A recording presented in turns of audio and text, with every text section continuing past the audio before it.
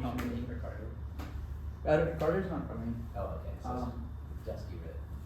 So yeah, I think.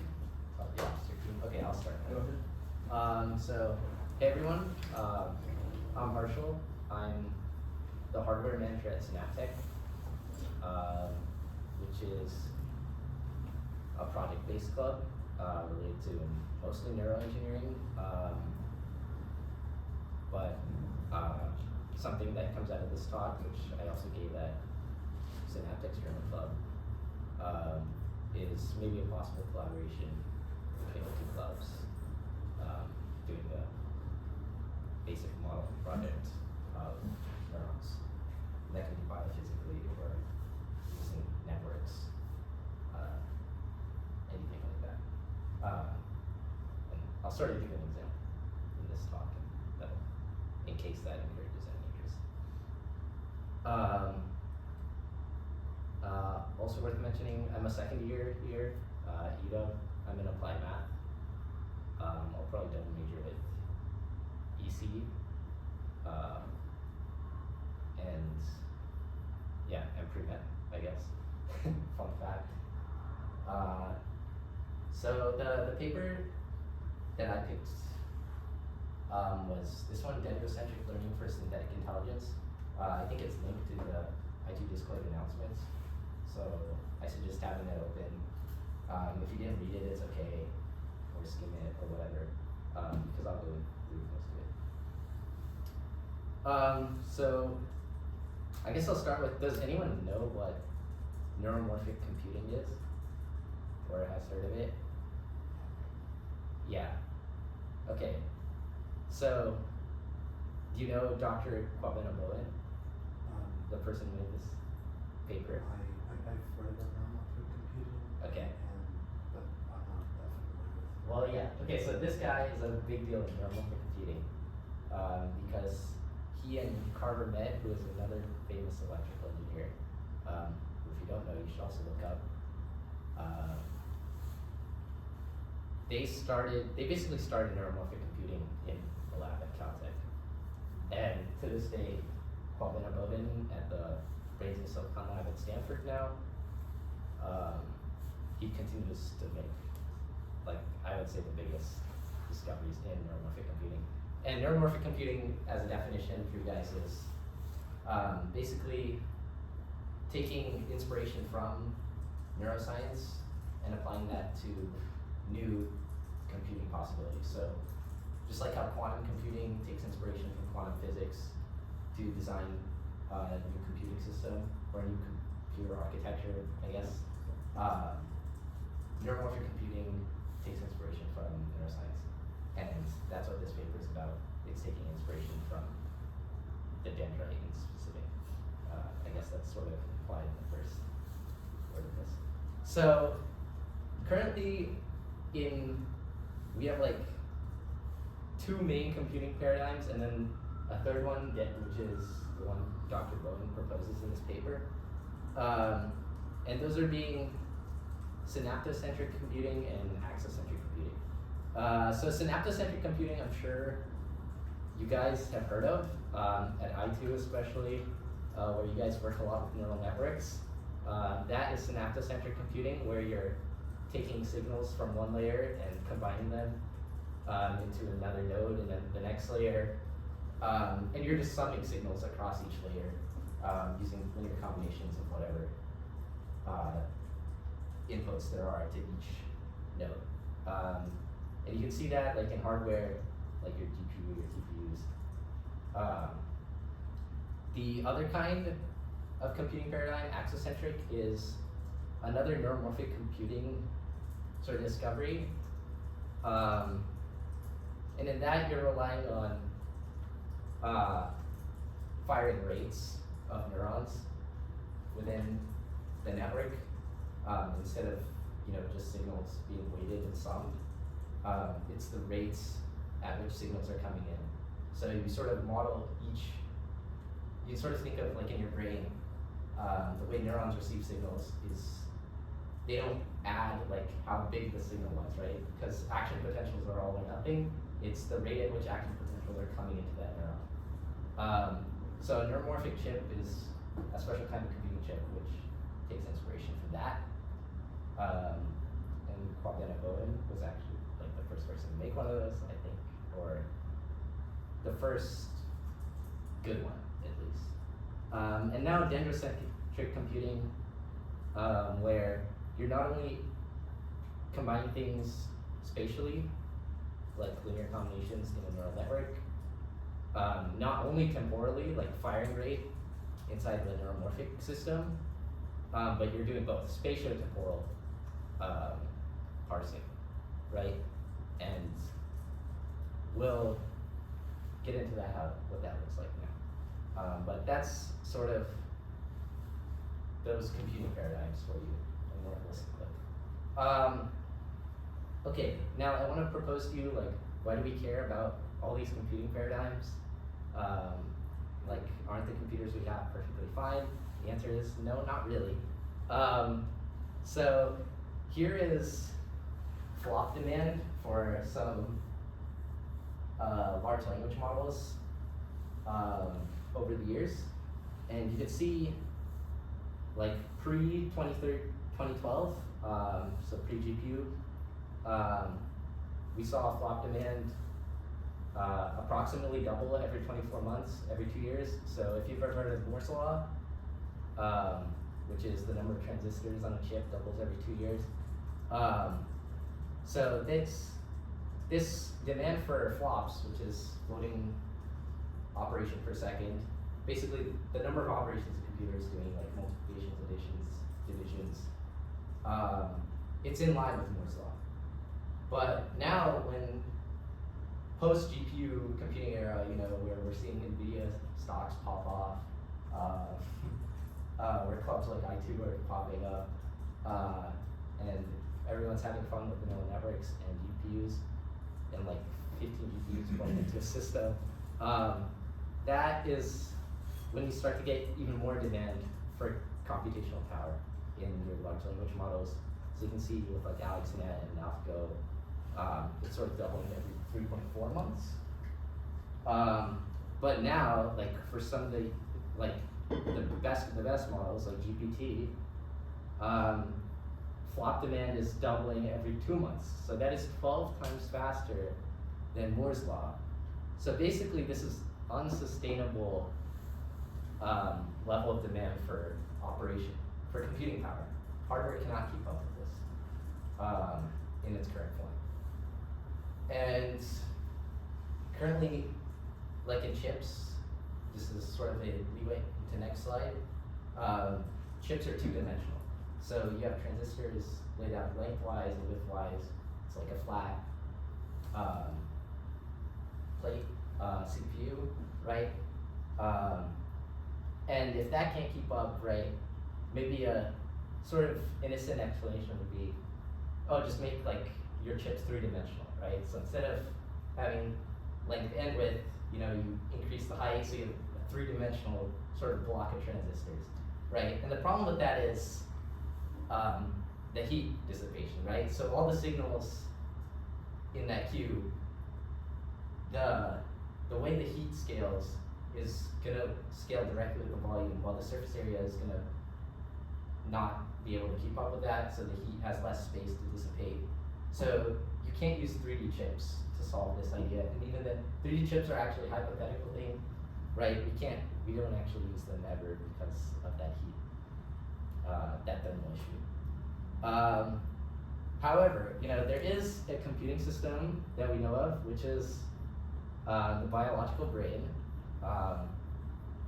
which not only does it not have a thermal issue, right? You don't see your heads exploding spontaneously, but it also outperforms 2D and 3D chips. And that's shown in this plot over here, right? You can see neurons or transistors or any sort of node, right?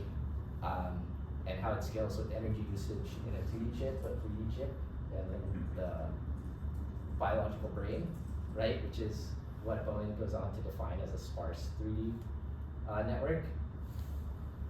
And just to sort of put this plot into perspective here, if a fly's brain, or if the biological brain were to scale as the 2D chips we're using in our computers now,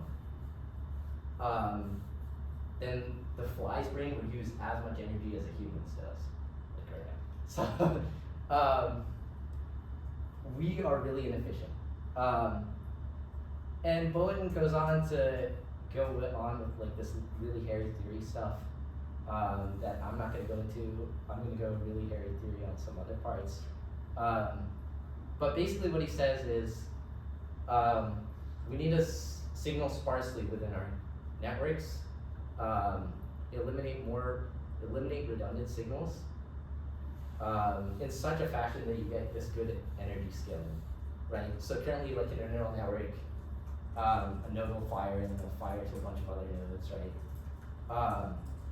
But you know, we want selective signaling, and sort of a basis of that is instead of using binary signaling, we can use sort of n-ary, and you can think of it as if you have a bunch of neurons connected to another neuron that's ahead of them, if each of those neurons come in to that neuron with a different sequence, right? So temporal variation, and then spatial variation, obviously, in the sense that there are multiple neurons coming in, right? So if they fire in different sequences together, and you have n neurons coming into that single neuron, you can express basically a number that is n digits long. So that is sort of that super selective n-ary signal. And the idea is if you use n-ary signaling along with spatiotemporal sensitivity, you can get really efficient energy usage and make a great computer out of it, like the biological brain. Yeah? You have a question? Is n-ary also like a new type of analog computing? I think he maybe likens it to analog computing in the paper, but not really. I wouldn't consider it a type of analog computing because the value n is actually a theoretical value. Like when we actually make a computer, we won't have like n neurons coming in. The actual value of n has to be calculated depending on what you want. So not quite analog, but maybe a little bit. Definitely closer than mine. So how exactly does the biological brain signal sparsely? And to do that, well, we can look at the main computational unit of biological brains, which are these pyramidal neurons.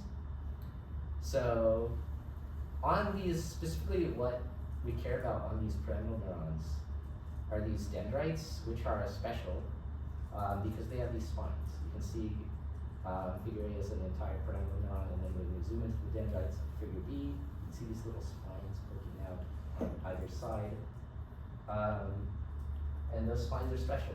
And here's why. So here's what happens at those dendrites. A little bit of neurobiology. So your presynaptic neuron, action potential, right, will release glutamate, which is or any like primary excitatory neurotransmitter into your synaptic cleft, right?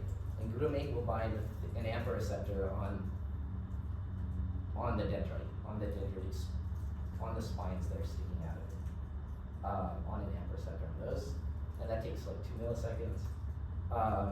And accordingly, there's a net influx of positive ions, right, because of the way sodium potassium are arranged. And that causes small depolarization at that spine. So that depolarization accordingly is going to spread through the spine along the dendrite. So it basically travels down if you have a spine, right, over here, and then the signal reaches it. It's going to depolarize here, and it's going to travel a little bit up here. And then at the same time, as it's traveling up that depolarization, another action potential can reach another spine, releasing another influx of glutamate, which is going to depolarize the next spine, right? So, and it's going to sum that with the previous depolarization coming in, and that's going to continue all the way along the dendrite. So you keep getting this bigger and bigger signal as it travels down the dendrite, and that's basically what happens. That reaches the soma, goes on. And also within these dendrites, you have these NMDA receptors, which also bind glutamate, but it takes a lot longer. It takes 100 milliseconds versus the previous 2 milliseconds, right? And they allow the influx of even more positive ions, so even more depolarization. But they're voltage gated, right? So you have to have some depolarization initially for the NMDA receptor to open up and stack even more depolarization. So yeah, that's signal to voltage dependence, right? If you have a small depolarization, that NMDA receptor is less likely to open up, but a medium or large depolarization will get amplified because it will open up. And you know, in case it sort of doesn't follow naturally, you know, by having this sort of sensitivity based off summing previous depolarizations and relying on that to keep pushing through along the dendrite, you end up with this directional selectivity, right? Where if this spike did not come in time with this depolarization, the signal would basically stop. It wouldn't go along the dendrite because there wouldn't be enough depolarization. The NMDA wouldn't open up, stuff like that. So experimentally, that's sort of what, I guess what I just explained is what lines up with experimental observations. So the voltage measured at the soma, which is this cell body, the end of these dendrites, is when the temporal order, or the sequence of the synaptic inputs is distal proximal versus proximal distal, right? So distal proximal is relative to the cell soma. So if you have a dendrite going all the way out, distal, that depolarization will have more time to sum down before it reaches the soma, so to give a bigger read at the soma, versus if you were close, it's just going to travel directly to the soma. There's not going to be that summation, and you're not going to get as high of a voltage in your measure. And this is sort of in part because the impedance decreases this proximal, which is sort of another thing. But in theory, right, this impedance gradient would limit the sort of sequence detection that we're seeing to a spatial scale of 100 micrometers. But when we use synapses along 10 micrometers, we still see a selective response. We still see that that sequence selectivity, right? And that is because we have another special channel called these potassium inwardly rectifying channels, or KIR, and potassium is another. So this adds additional control. This is also voltage gated, and it'll take potassium out of the cell. So that's even more positive. So yeah, this next, I guess I spoiled it, but what Dr. Bowen did in his paper is he made a model. He mathematically modeled this dendrite with all of its channels and spines with these two equations. And these are two differential equations. Don't freak out seeing all this math. I'm going to go through this bit by bit. And you can see all the constants. I defined them for you. But so the only thing I want you to worry about is the definition. So note that nu is the memory potential of a spine head, and then upsilon is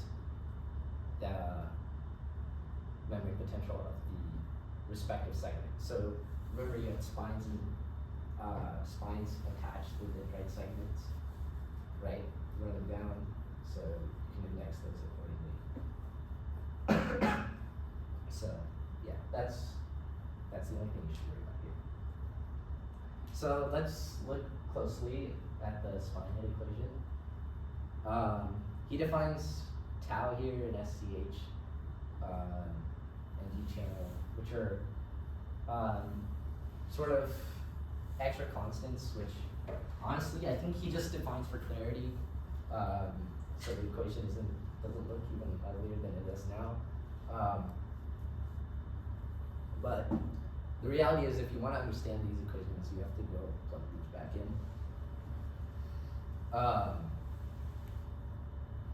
So there you go. Each of these terms represent a different part of your spine head. And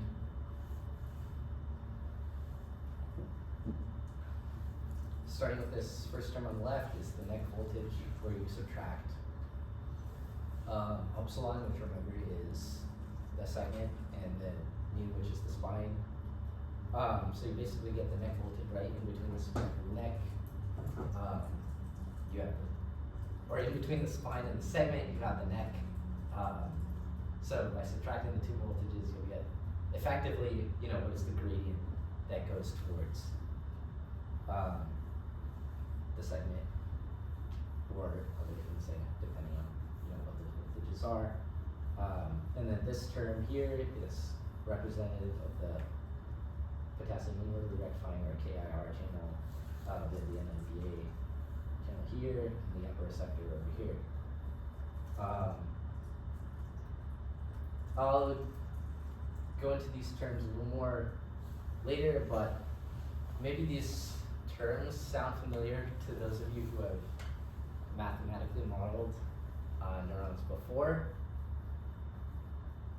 And specifically, that's within the Hodgkin-Huxley model over here. Has anyone ever looked at this? Okay, so yeah, no one at Synaptech had heard of this, which I thought was a crime, but because they actually won a Nobel Prize for this. It's pretty important to understand, or I use it as an analogy to help understand this, so I'll sort of go over this briefly. And the only thing you need to know from your physics, 122 or whatever, is Ohm's and Kirchhoff's law, which is just remembering current is voltage divided by resistance. Resistance is the inverse of conductance. That's sort of implied in their names as well. Something can conduct or resist, those are opposites. And Kirchhoff's law, which is just current in is current out, which is also pretty intuitive. So what the Hodgkin-Huxley model does actually is it models neurons. So it models the memory potential of a neuron using an electrical circuit. And on neurons, we have sodium and potassium channels, which are represented by these Na and K, right? But you also have L, which is leak channels scattered throughout. So this is sort of to account for some more variability you might see within that neuron. And then you have capacitance over here, which is just any charge that might be stored within the neuron's membrane itself. So basically a neuron will get some stimulant current, right? That stimulant current will be distributed among these channels in accordance with all their conductances or resistances. And you'll have some voltage change with that. So we can just apply Ohm's and Kirchhoff's law, and you get this equation over here at the bottom in terms of the stimulant, or like the stimulant current described in terms of all the other variables.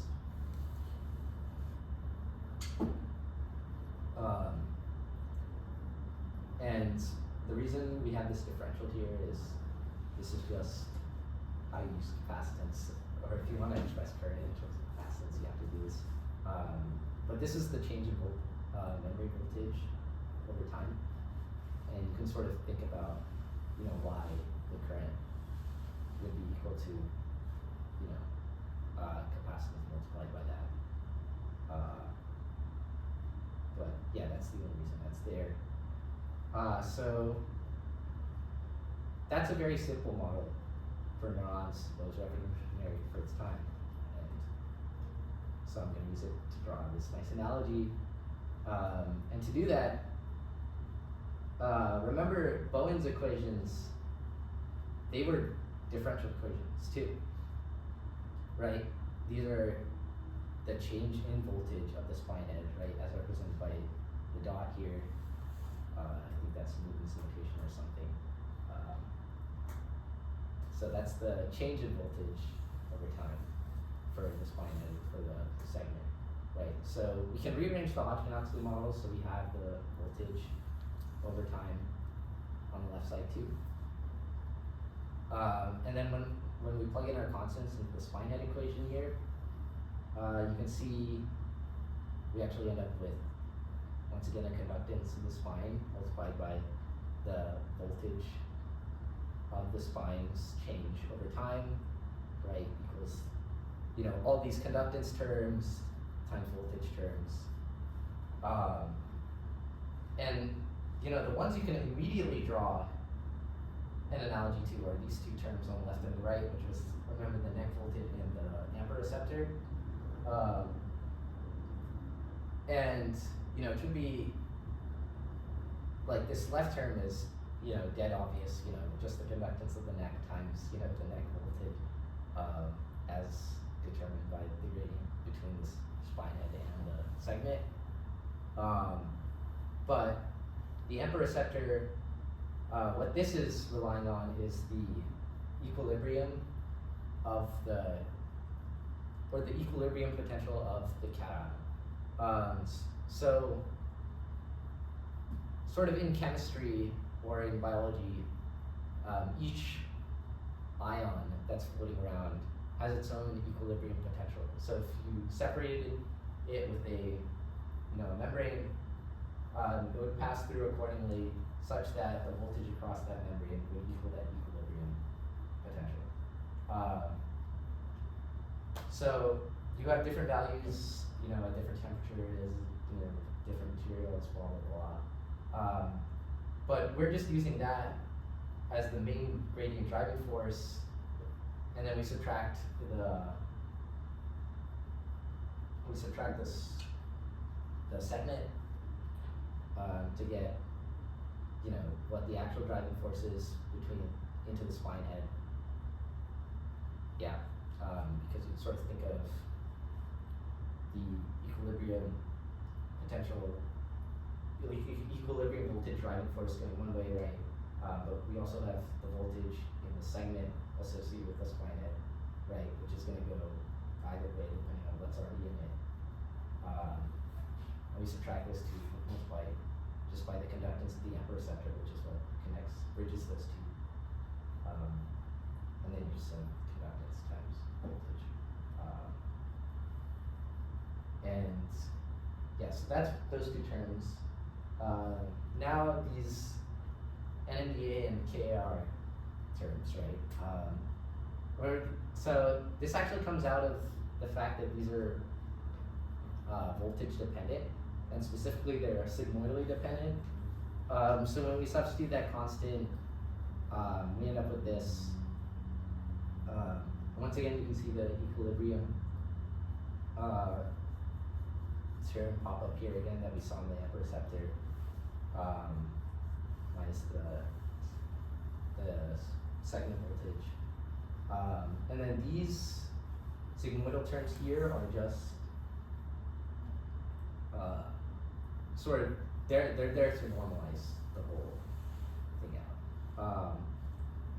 And I guess to name some constants here, VHA is the membrane potential at which ion conductance is at half its maximum. So, at very different membrane potentials, you'll have different sensitivity to ions crossing it. So that's what that term sort of encapsulates that. And then VSP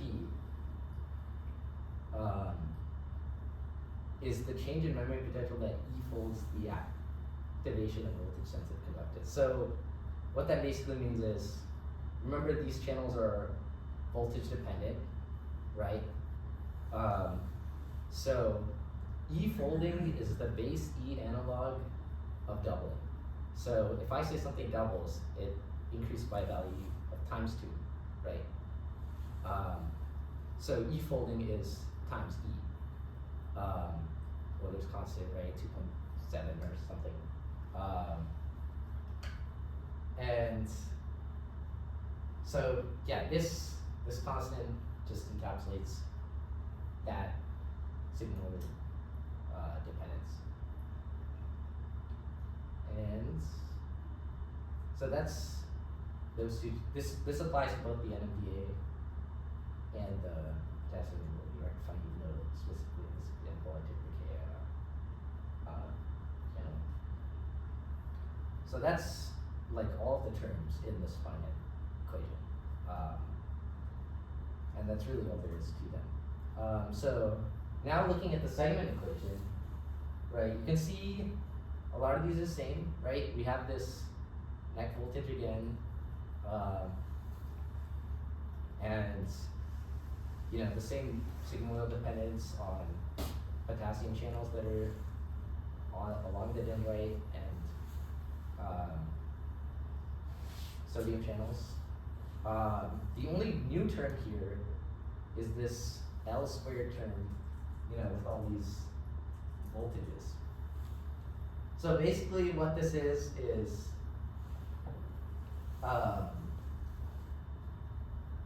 it's taking into account that the fact that the segment's voltage, the dendrite segment, is dependent on the segment before it and the one after. So that's Vj minus 1 and Vj plus 1. And so this term is sort of to capture that difference, right? And using, because that is also a driving force of the voltage change, is, you know, what's the voltage of the previous segment and the segment after it. And this is sort of a resistance term, resell term. And once we substitute it in, we sort of get this, which is voltage divided by resistance. You know, sound familiar to anyone? That is also a current term. And once again, all these are in terms of current. So there you go. For those of you who have heard it on numerical differentiation, like a MATLAB or something, this is reminiscent of a second order difference scheme, you know, which also takes into account, you know, a point, the previous point, and the point in front of it when you're calculating the second derivative, which is the way that the function is taken over time, in this case we're using voltage. So that's an analogy to compute. So those are the two differential equations broken down. And once again, here they are. Here's all the constant values, right? And here's even a picture of, you know, if you need to remind what that biology looks like. Yeah. So that's the biophysical model that Dr. Zoller made. Check the time. It's 5:40. So I know so do the rest of this. Yeah. So, when you say adjacent segments, is that referring to the different dimensions? And are they same point in that distribution? So Because you said the entire length is the segment. no. The segment is only the piece of dendrite that is sort of next to that spine. So if I take these three dendrites here, right? Say this is 0, 1, 2 index, then this piece here would be segment 0. This piece here would be segment 1. And this piece here would be segment 2, associated with spine 2, 1, 0, respectively.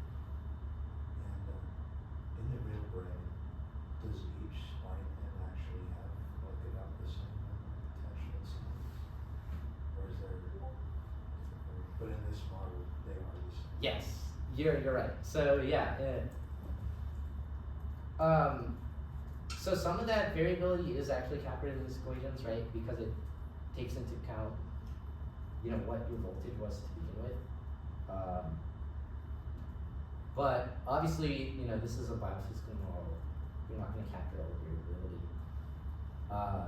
But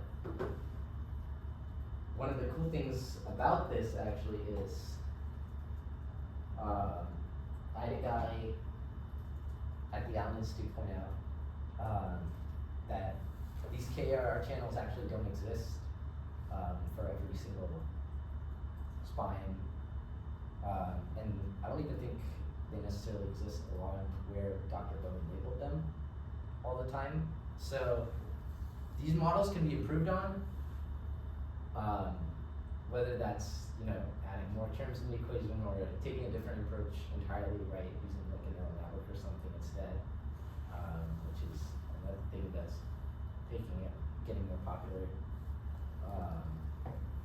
But this whole idea sort of under single neuron modeling, and you know, if single neuron modeling is the project that I would like to propose to I2, and so basically, if any of you guys are interested in this sort of stuff, like making equations for single neurons or pieces of neuron, or modeling them, or not even using equations, right? Just modeling them, whether that be through equations or through neural networks or through whatever else you could possibly think of. That is sort of what I'm interested in, and some people in Synaptech, some people in too. So this is a possible project. Is maybe not this model, right, but some single neuron model out there, right? And it's very, improving on them is very easy because just a theoretical project. You don't need any fancy equipment. Used to think about it. So Bowen actually took the equations, he, you know, right, simulated them, right, and we can see the potential, a plateau potential advances along the dendrite. It's just like a biological permeable dendrite would. Like you have the potential traveling down the dendrite as it goes along, and then if you swap the order in which two spikes come in, the potential stops at that skip spine. So once again, right, it has that spatiotemporal selectivity, that sequence selectivity that we're looking for. And then he goes on to make face plots, and you can sort of see, you know, the critical points on these. And these critical points are representative of the sort of key states that the system can be in. So either, so this is VK and VK plus 1, so that's spines K and K plus 1. So you can either have both spines being at rest, right?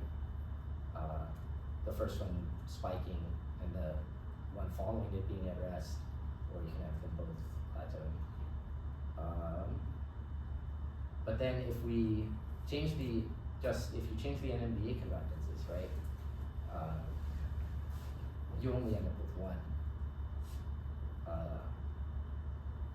point, which is just rest, because the NMDA conductance is so low that it never actually transports any cations, and you don't actually end up with any polarization. He does the same with energy landscapes, blah, blah, blah. So basically, that's how your brain signals sparsely. That's how it exhibits spatiotemporal selectivity. That's how it's so energy efficient, or at least one of the reasons it is. And Bowen goes on to propose, how can we make a device that emulates that, right, and then use that device in computers. And we do that with these ferroelectric capacitors, which that ferroelectric material within it has dipoles, which align with an electric field when you pass it through them. And if you have these in sequence, flipping dipoles in one capacitor will lower the energy barrier for flipping them in the capacitor next one over. So that should sound familiar to, sort of the signal stacking up. And you can put these capacitors in field effect transistor gate stack and adjust them accordingly. So you end up with basically your own dendrite. Not in the flesh, but in the machine, I guess, or in the metal. So you can have sort of this butterfly network which will adjust signals in such a way that they'll come in sequence, and then you end up with, your own dendrocentric device that exhibits spatial temporal selectivity. It signals sparsely. It's energy efficient, and maybe you could run GPT in your pocket instead of on a cloud supercomputer. So yeah, that's the whole talk. I'll be taking questions for the next, I guess it's 12 minutes now, or until 6, I can stick around, but yeah. Or if any of you like, I could go through these diagrams a little bit more, but.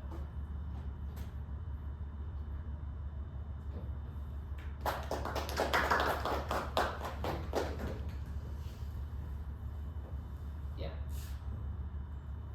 So is the equivalent of a transistor for this type of architecture that entire It is the field effect transistor with the ferroelectric capacitor in the gate stack instead of whatever other material. Currently, the main thing we use is like MOSFETs, right? Which is just any metal oxide. I don't know, but metal oxide is the primary use one actually. so there's still silicon chips, just with Yeah, I mean, electrical engineeringly speaking, we're still just using a standard transistor, right? But we're just changing the material or a specific part of it, so it can work to our favor.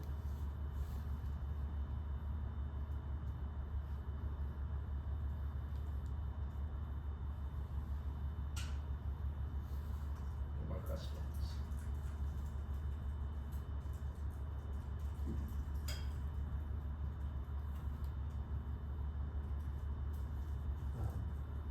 so like reading a lot about neuromorphic computing online, you read that like a lot of intended applications might be for things specifically that need to be energy efficient. But if this was used specifically for large language models, would this like completely replace GPUs? Is it a substitute? Yeah, I mean, if it worked, yeah, this would be a whole new computing paradigm, right? Just like how quantum computing, in theory could replace the computers we have now, this could in theory replace computers as well, or current computers as well. So yeah, it would be a replacement. But I imagine you might be able to get it to work together. That would be some other rabbit hole, but yeah. So the idea is that you'd have like more server farms with some cloud computing framework. Basically, yeah, it's like how we have a GPU or a CPU with loads and loads of transistors. We have these field effect transistors with these ferroelectric capacitors instead, and that's in your chip. And it's always, you can see like sort of what the device would look like three-dimensionally here. That would be the primary piece of hardware.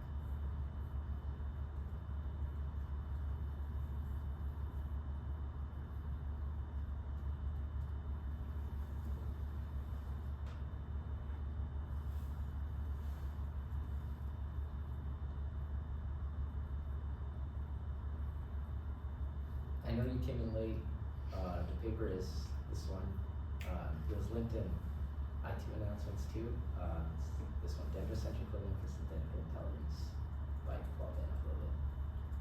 Did you work on this, or did you just read it and thought it was interesting? I gave this talk a few months ago when Bowen visited. He gave, or I gave this as sort of a prelude. Oh, gotcha. Okay. To a couple of guys at the CNC, and yeah, he was a cool guy. His talk was way better than mine. Was that an event through the neuroscience department? It was the CNC that was the Computational Neuroscience Center. We get loads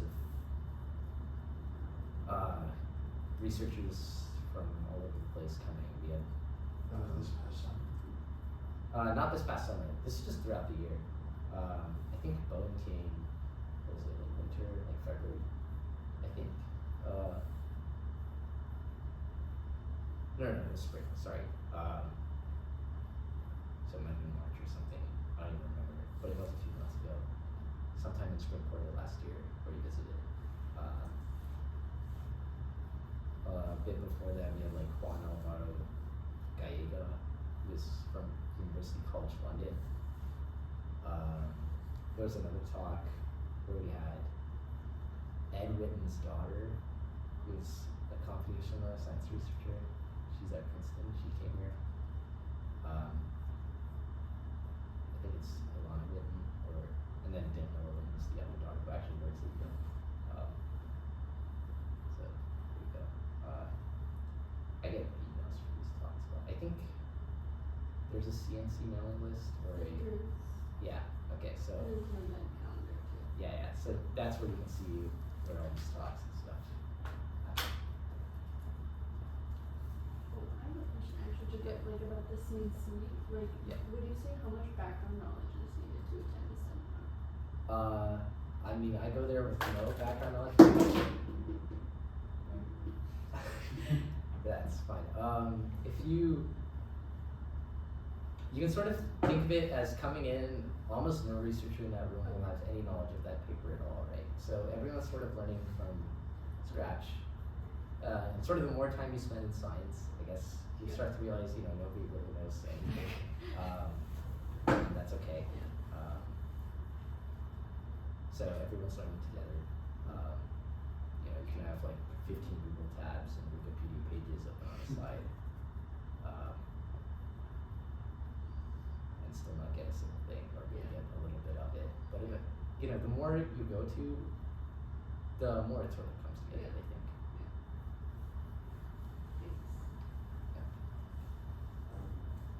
Earlier you mentioned Allen Institute. Does that mean that you follow actively his projects with them? Not with the Institute. I mean, I do research at the Allen Institute, but this was independent of that. When I gave this talk as a prelude to Dr. Bowen coming here, Dr. Stefan Hillis was there, and he was the one who pointed out, that error with these KIR channels being mislabeled and mismodeled. So, the only person at Synaptech who sort of is close to the Allen Institute, I think, is me.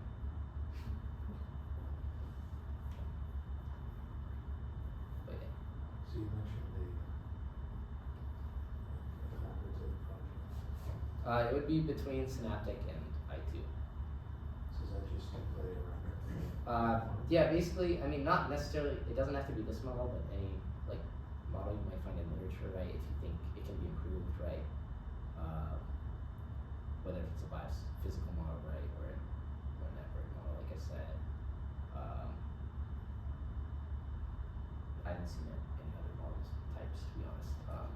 No network models are sort of what the hype is now. Originally, you only have these biophysical models, and you have a bunch of people going, oh, you should go back to the traditional biophysical models. The neural network models are all black box. But yeah,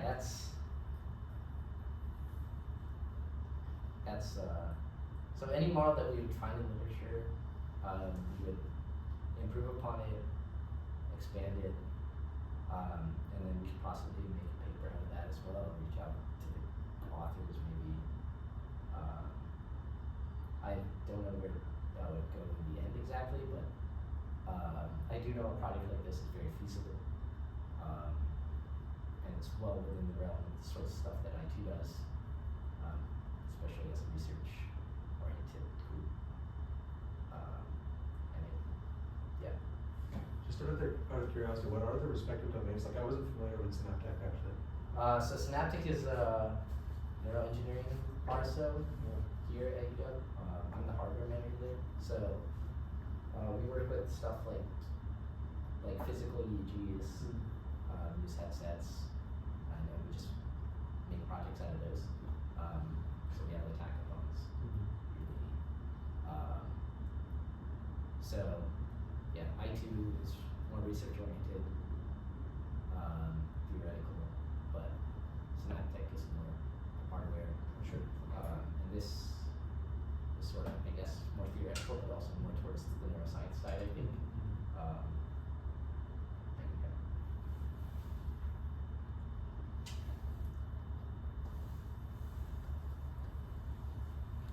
Did you say that right now the cutting edge,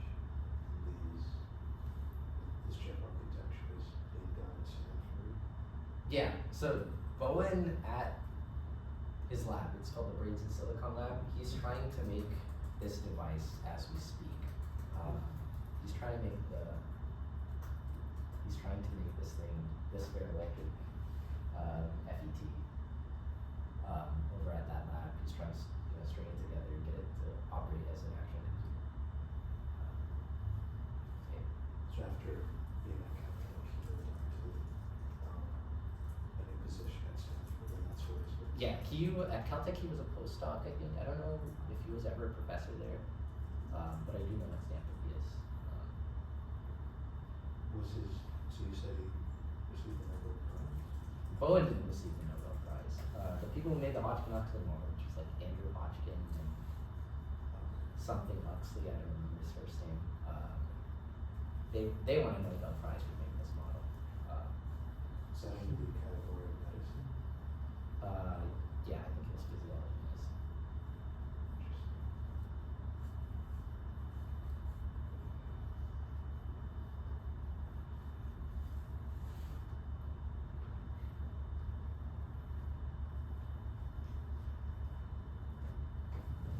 Okay, if there's no more questions, I think we can wrap it up. Thank you all for coming.